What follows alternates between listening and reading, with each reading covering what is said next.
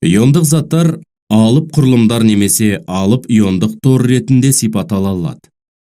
Әрбір катион өзін барынша көп аниондармен қоршауға тырысады.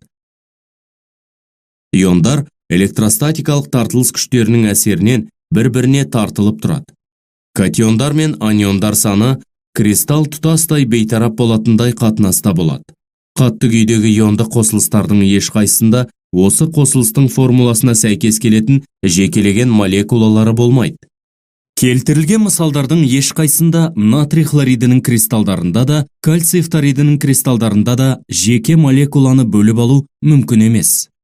Осыған байланысты иондардың бар екендігін, олардың мөлшерінің көптігін көрсетуге мүмкіндік беретіндей, бұл заттардың формуласын жазу жолын өзгерту керек.